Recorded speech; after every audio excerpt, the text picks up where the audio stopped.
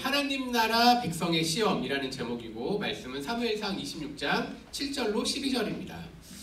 우리가 많이 알고 있는 위인 중에 한 분인 우리가 충무공 이순신에 대한 얘기를 잠깐 해보려고 합니다. 사실 충무공 이순신을 보면 볼수록 제가 이 사람은 되게 원리 원칙주의자구나 라는 생각이 많이 들어요. 우리가 충무공에서 알 수 있는 거는 우리가 대표적인 게 난중일기가 있죠. 근데 정확하게는 난중일기라고 자기가 쓴 게 아니라 원래는 뭐 임진년에 쓴 일기, 뭐 무슨 일기 있는데 이거를 편집하는 분들이 이걸 난중일기라고 불렀습니다. 그런데 이제 이 난중일기에 보면 뭐 난중일기 외에도 이제 이순신 관련된 글들이 이제 여러 개가 있어요. 근데 그것들에 대한 보면 엄청나게 억울한 일들을 많이 당했어요. 그러니까 우리가 알고 있는 이순신은 거북선, 뭐 최근에는 영화 명량으로도 되어 있지만 실제로 이분에 관련된 글들을 보면요, 이 충무공은 엄청나게 억울한 일들이 많습니다. 예를 들면 이런 게 있어요. 자기보다 위에 있는 그 상급 장관이 자기 밑에 있는 사람의 이제 진급을 위해서 청탁을 해요. 근데 충무공이 이런 얘기를 합니다. 아니 순서가 있는데 어떻게 그 사람을 할 수 있느냐? 위에 상급 장수한테 그렇게 얘기를 해요. 이 사람이 너무 열받은 거지. 뭐 요즘 말로 죄송합니다. 빡쳐가지고 너 한번 그럼 두고 봐라. 근데 충무공이 어느 날 이 남쪽 지방에 가가지고 근데 이때 마침 조사관이 있는데 이 조사관이 누구냐? 자기 청탁을 했던 사람, 그 거절한 사람이 온 거야 위로. 근데 이 사람이 충무공에 대해서 좋게 썼을까 나쁘게 썼을까? 당연히 나쁘게 썼지. 그래서 이 첫 번째 백의종군이 시작됩니다. 그러한 평가가 너무 나쁘니까 당시에는 뭐 인터넷이나 이런 게 발달되지 않았기 때문에 무조건 조사관에 의한 글로 평가가 돼요. 그러니까 이순신 이 사람은 너무나 형편이 없다. 이순신이 자기보다 더 낮은 등급으로 떨어지고 다른 데로 이제 가게 됩니다. 근데 이제 다행히 이제 이순신이 원체 성실해서 또다시 이제 올라가게 돼요. 또 이런 일뿐만 아니라 이순신은 우리가 알긴 대부분 남쪽에서 바다를 탄 수군인 걸로 알고 있지만 실제로 이순신은 수군이라기보다 원래 말 타고 원래 육지전에 더 강했던 사람이에요. 북쪽에 가서 여진족을 막는 일들을 하게 됩니다. 자, 근데 이때 또 문제가 생겨요. 뭐냐면 너무 열심인 거예요. 너무 열심. 그래서 맨날 군사 충원해달라, 뭐뭐 달라라고 하는데 이 위에 있는 사람이 이제 우리 친구들도 카톡 보내면 다 안 봐. 목사님 보내면 안 보잖아. 계속 읽뜨잖아. 이렇게 해버린 거야. 여진족이 쳐들어왔네? 근데 이겨버렸어 또. 그러니까 이 위에 있던 사람이 깜짝 놀란 거야. 내가 이 사람 도와주지도 않았는데 이겨버렸네? 그러니까 자기가 이순신에 대한 그런 편지를 무시한 게 탄로날까봐 또다시 이순신에 대해서 나쁘게 얘기합니다. 그런데 마침 또 여진족이 쳐들어와서 이것들을 잘 이겨내서 이러한 소식들, 왜냐하면 전쟁에 승리한 것들에 대해서 또 얘기가 들어가요.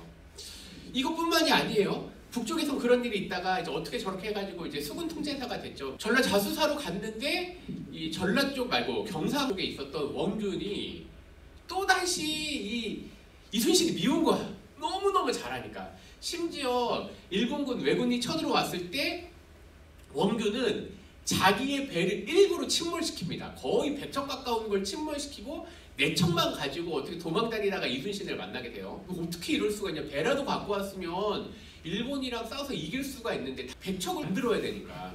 근데 어떻게 저렇게 하다가 어쨌든 이겨낸 거예요. 계속 이겨낸 거예요. 근데 원균이 이번에 자기가 또 이제 어쨌든 한 자리 했기 때문에 나도 좀 이제 좀 뭔가 하고 싶다라고 말을 했는데 말도 안 되는 얘기를 하는 거야. 얘기를 하면 그냥 듣지도 않고, 왜냐면 작전이 명확하지가 않으니까. 그래서 원균의 말을 듣지를 않아요. 원균이 나중에 자기 그 다음에 이제 일본 쪽에서 첩자들이 계속 나쁜 말을 많이 써서 이제 두 번째, 세 번째 백의종군이 또 시작이 되는 거예요. 이순신은 이러한 여러 가지 상황들 속에서 유성룡이나 이런 분들에 의해서 다시 복직이 되긴 해요. 이순신이 약간 원리원칙주의자라고 했잖아요.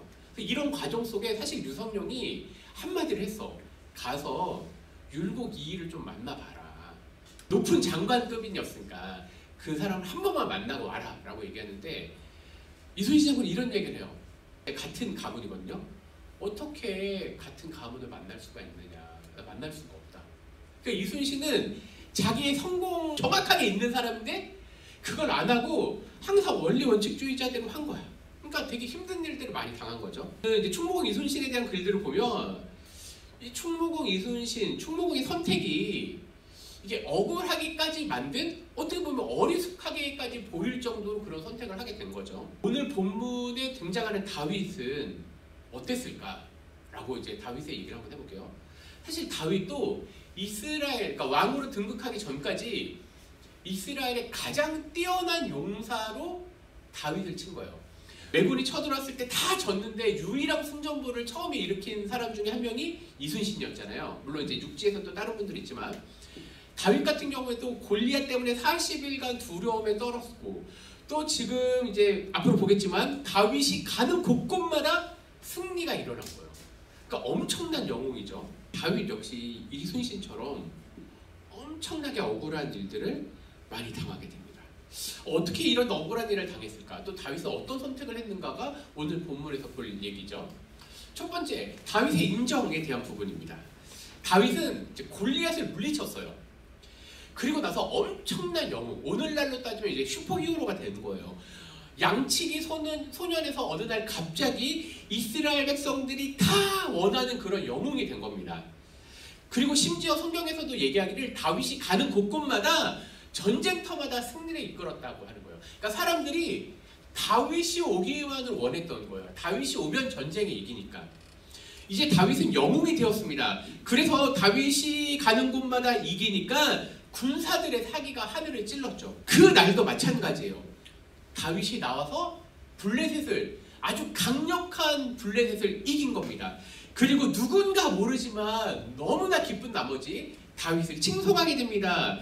근데 그게 사무엘상 18장 7절에 보니까 이런 얘기예요. 사울이 죽인 자는 천천히요, 다윗은 만만이로다. 그러니까 사울은 1000명밖에 못 죽이는데, 왜냐면 이전까지만 해도 가장 뛰어난 장수가 사울이었거든요. 근데 다윗이 등극함으로 말미암아 다윗은 사울보다 10배나 더 뛰어난 장수다라고 얘기하는 거예요. 다윗의 그런 용기, 어떤 기상이 대단했는지, 그러니까 승리에 이제 기쁨을 가득 찬 거예요. 사람들이 그래서 이 승리에 흠뻑 취해서 항상 다윗을 칭송하게 됩니다. 그런데 그 자리에 단 한 사람 그 기쁨을 누릴 수가 없었어요. 우리가 알고 있지만 바로 사울이었습니다. 사울은 성경에 보니까요, 사람들이 사울은 천천히요, 다윗은 만만히로다 라고 하는 말을 들었을 때 성경에 보니까 아주 불쾌했다라고 되어 있어요. 그리고 이전까지만 해도 가장 뛰어난 장수 중에 한 명으로 자기를 뽑았는데 자기보다 훨씬 뛰어난 다윗이 나타난 거죠. 그 말을 듣고 불쾌함을 넘어서서 이제 사울의 머릿속을 성경은 뭐라고 그랬냐면 이렇게 얘기합니다. 저 다윗이 남은 건 이제 왕의 자리밖에 없다라고 생각한 거예요. 사울은 다윗의 모든 행적, 그가 움직이고 말하는 것에 아주 초점, 그리고 또 한편으로는 사람들의 여론에 귀를 기울입니다. 우리가 이전까지 봤지만 사울은요, 하나님의 부름을 받았지만 사람들의 말에 더 귀를 기울인 걸 알고 있죠. 여기서도 마찬가지예요. 다윗에 대한 그의 어떤 질투는 사람들이 뭐라고 말하는지가 더 중요했던 거죠. 다윗을 뛰어난 장수이면서 동시에 요즘으로 따지면 자기를 지키는 보디가드 역할을 한 거예요. 왜냐면 수금을 타게 하고 전에는 무기를 들게도 했고, 그래서 사울이 힘들 때마다 수금을 타면서 위로하게, 비서실장처럼 이런 역할을 했었거든요. 그런데 너무 가까이 두니까 사울이 다윗이 너무 미워서 어느 부대로 전출을 시켜요. 너 저 부대 가서 그냥 대대장, 뭐 중대장 이런 거 해라. 그래서 다윗은 전쟁터에 나갔어요. 근데 다윗은 거기서도 계속 승전보를 울리니까 이 궁 안에 있었던 사울은 계속해서 스트레스를 받는 거예요. 성경에 보니까 사무엘상 18장 14절에 보니까 이렇게 되어 있어요. 다윗이 그의 모든 일을 지혜롭게 행하니라. 그러니까 이는 다윗은 전쟁에 이긴 것뿐만 아니라 어떤 행정적인 처리도 아주 잘한 거예요. 그래서 성경은 뭐라고 되어 있냐면 여호와께서 그와, 즉 다윗과 함께 계시니라고 되어 있어요. 16절에 보니까 온 이스라엘과 유다는 다윗을 사랑하였으니 그가 자기들 앞에 출입하였기 때문이었더라. 이전까지만 해도 다윗은 사울 곁에 혹은 전쟁터에만 볼 수 있었던 사람인데, 다윗이 전출당하고 부대장으로 있으면서 더 많은 사람을 만나면서 전쟁에 승리를 하니까 사람들이 다윗을 더 좋아하는 거예요. 요즘으로 얘기하면 양치기였다가 갑자기 BTS가 돼버린 거야. 전쟁에 나갔는데 막 승전보를 일으키지, 막 그리고 다윗의 용모가 이제 빼어나지 하니까 사람들이 너무너무 좋아하는 거죠. 온 이스라엘이 다윗을 사랑했습니다. 그러니까 사울은 더 스트레스를 받는 거야. 쟤를 어떻게 해야 되나 어떻게 해야 되나.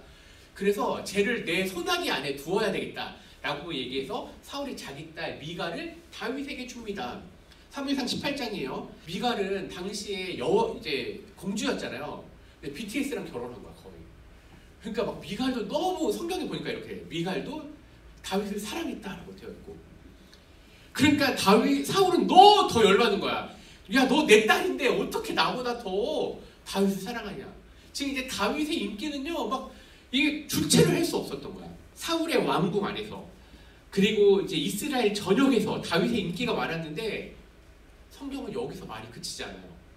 사무엘상 18장 30절에 보니까요 또 이런 말이 있어요. 이제는 사람들이 블레셋 사람들까지도 이야 다윗 얘기.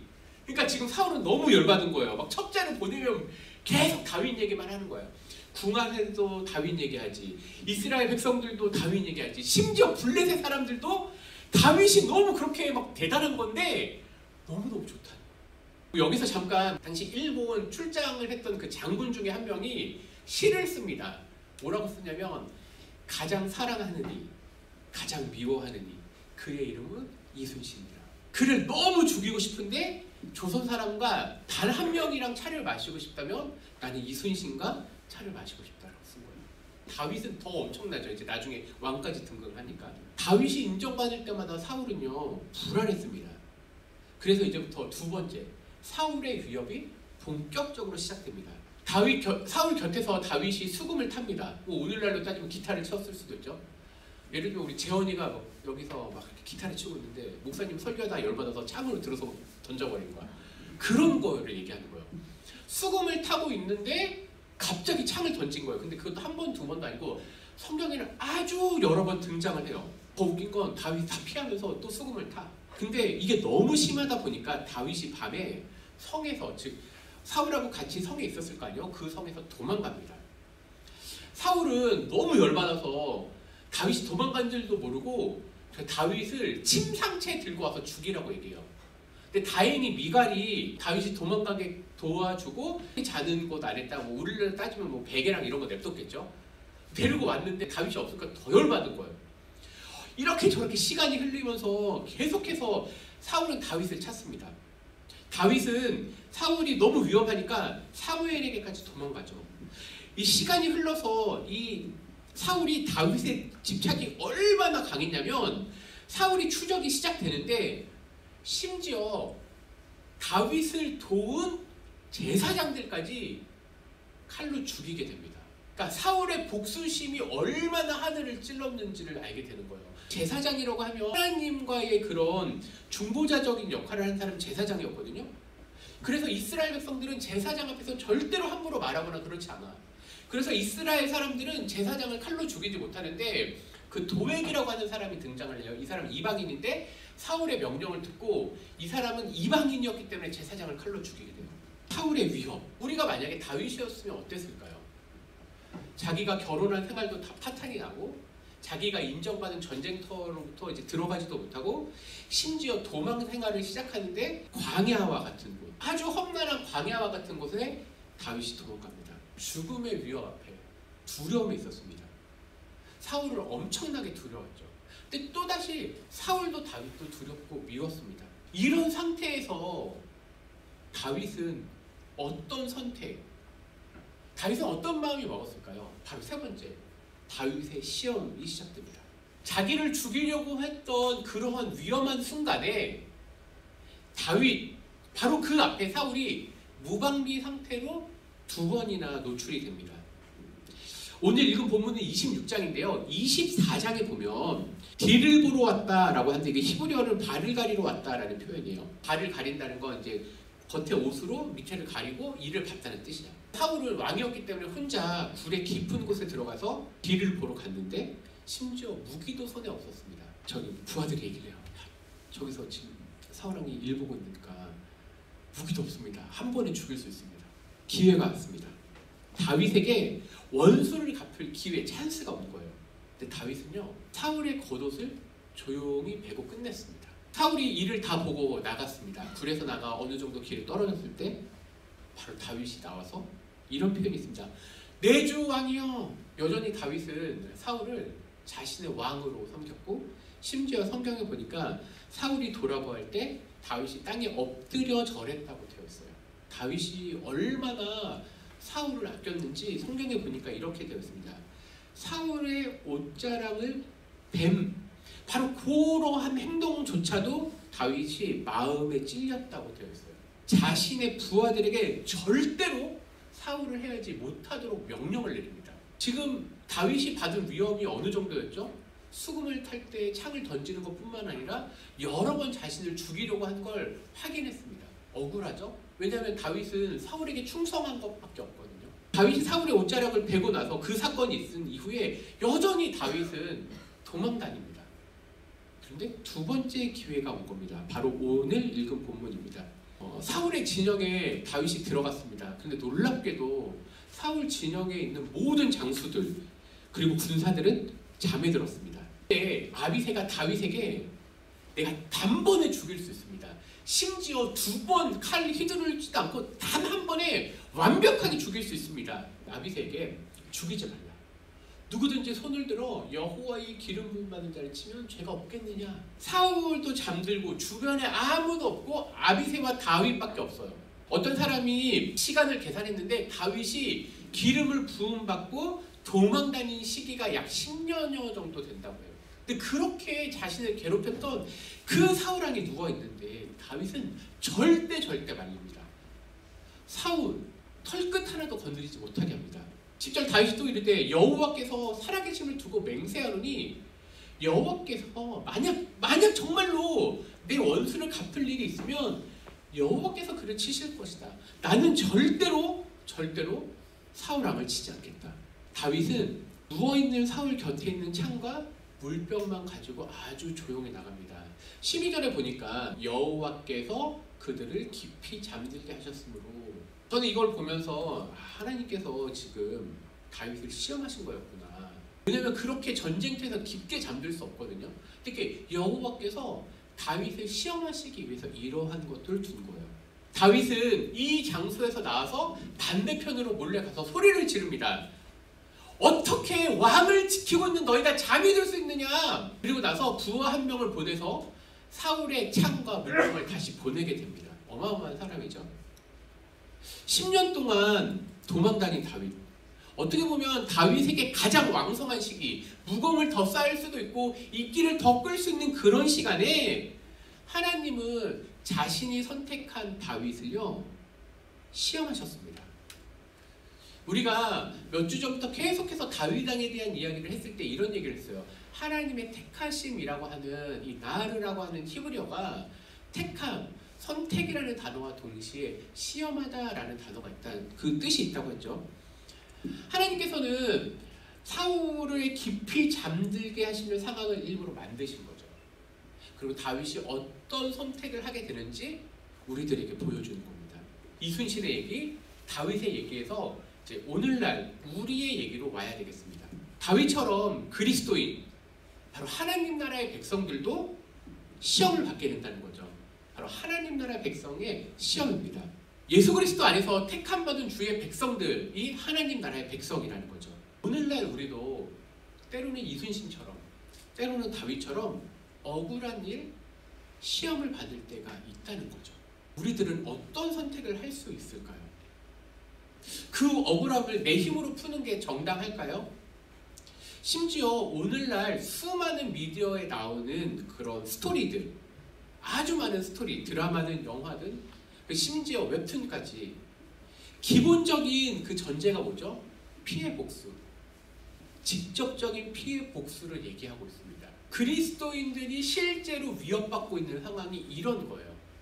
성경에서는 직접적인 피해 복수가 아니라 다윗이 자신을 위협하는 사울을 하나님 손에 맡기라고 얘기했는데, 오늘날 미디어와 우리가 너무 익숙한 것은 직접적인 피해 복수를 얘기하고 있거든요. 여기서 우리는 어떤 선택을 할까요? 사무엘상 26장 10절에 보니까 다윗이 이르되 여호와께서 살아계심을 두고 맹세하노니, 우리 같이 한번 읽어볼까요? 시작. 여호와께서 그를 치시리니 혹은 죽을 날이 이르거나 또는 전장에 나가서 망하리라. 이게 무슨 말이에요? 다윗이 절대로 직접적인 복수하지 않겠다는 거예요. 원수를 갚지 않겠다는 거예요. 다윗은 피해 복수를 하지 아니하고 하나님의 일하심, 하나님의 심판에 기대겠다는 거예요. 이게 바로 오늘날 그리스도인들, 바로 우리가 가져야 될 것이죠. 예수님께서 완전한 통치자, 최후 심판자가 되시기 때문에 그래요. 다윗은 맡겼습니다. 그리고 그 말씀을 들은 우리 역시 동일한 명령을 하시는 거예요. 최후의 심판자이신 예수님께 맡기라는 거예요. 우리가 기댈 것은 직접적인 피해 복수가 아니라 이게 하나님 나라의 백성들이 받는 시험이죠. 우리의 적, 원수를 예수님께서 그 값을 물으실 거라고 되어 있어요. 심지어 그리스도인들은 아주 무서운 일을 당하거나 혹은 위험한 일을 당할 수 있습니다. 분노에 차일 수 있습니다. 근데 우리가 그리스도인이기 때문에, 예수님을 믿기 때문에 그 복수를 하는 게 아니라 하나님께 맡기어서 가는 거죠. 너무나 어려운 길이에요. 다윗 같은 경우에도 10년의 그 피해했거든요. 하나님 손에 맡긴 거예요, 사울을요. 그는 심지어 기름 부음 받은 사람이었지만 자신이 왕이 되는 것보다 하나님의 말씀 그리고 자신의 순자름을 지키는 게 더 중요했던 거죠. 오늘 그리스도인으로 살아가는 우리 중등부 친구들 또 선생님들에게도 이러한 다윗과 같은 선택, 정말 하나님의 그러한 부름에 합당한 그런 믿음의 생활이 끝까지 있기를 간절히 바랍니다. 기도하겠습니다. 주님 감사합니다. 정말로 다윗의 그 지혜로운 선택이 오늘 우리의 선택이 되게 하여 주시옵소서. 직접적인 피해 복수가 아니라 하나님의 손에 맡기고 정말로 하나님의 심판을 기대했던 것처럼 이제 우리도 오늘날 예수 그리스도의 영원한 통치 또 최후 심판자 되심을 믿고 예수님께서 우리의 적, 우리의 원수를 심판하실 것을 믿고 나아가게 하여 주옵소서. 정말로 예수님을 믿는다는 것이 단순히 내 구원받는 것에서 머무는 것이 아니라 우리 예수님께서 완전한 통치자가 되시기에 그 원수와 적까지도 우리의 사단, 이러한 자들에게까지도 예수님께서 그 원수를 갚으실 것을 기대하며 나아갑니다. 우리에게 믿음을 더하여 주시고 예수님을 더 굳게 믿게 하여 주옵소서. 예수님 이름으로 기도합니다. 아멘.